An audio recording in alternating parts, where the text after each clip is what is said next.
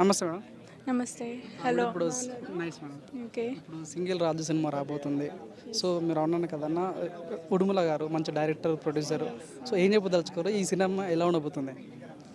Cinema వచ్చేసి ఒక village backdrop, rom com story.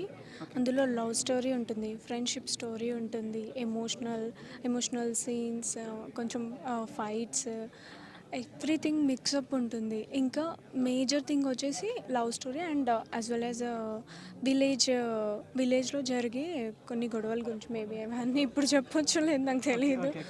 Yeah, దాని గురించి మేజర్గా విలేజ్ బ్యాక్డ్రాప్ మీద కాన్సన్ట్రేషన్ అదే ఎక్కువ ఉంటుంది సినిమా అనమాట. మంచి మెసేజ్ ఉంటుంది ఎట్ లాస్ట్ వచ్చేసరికి. సినిమా స్టార్టింగ్ నుండి ఎలా అంటే కొంచెం ఫన్ మోడ్లో స్టార్ట్ అవుతుంది, కొంచెం ఎమోషన్స్ యాడ్ అవుతూ ఉంటాయి, అన్నీ మిక్సప్ అయ్యి లాస్ట్లో ఒక మంచి మెసేజ్ ఓరియంటెడ్ ఫిల్మ్ అని చెప్పొచ్చు. అండ్ యాక్చువల్లీ ఈ పర్టికులర్ మూవీలో ఈ రోల్ నాకు ఇచ్చినందుకు I'm really grateful. This is my debut film. Yeah, నేను ఇంతవరకు చాలా ఆడిషన్స్ ఇచ్చాను, బట్ ఈ పర్టికులర్ రోల్కి నేను సెట్ అవుతా అని చెప్పేసి డైరెక్టర్ గారు నాకు స్టోరీ అంతా ఎక్స్ప్లెయిన్ చేసిన తర్వాత లైక్ నేను ఒప్పుకున్నాను ఈ మూవీకి. సో నాకైతే చాలా హ్యాపీగా ఉంది.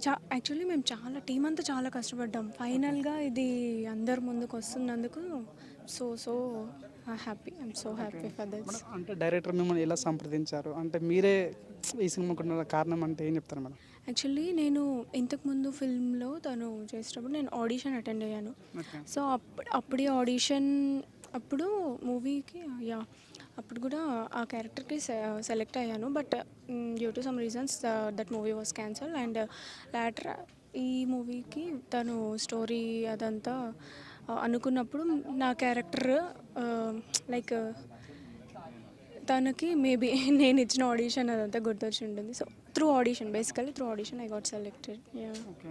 మేడం, ఈ ఈ సినిమా కూడా కంప్లీట్గా విలేజ్ ఓరియంటెడ్ లాగా అనిపిస్తుంది.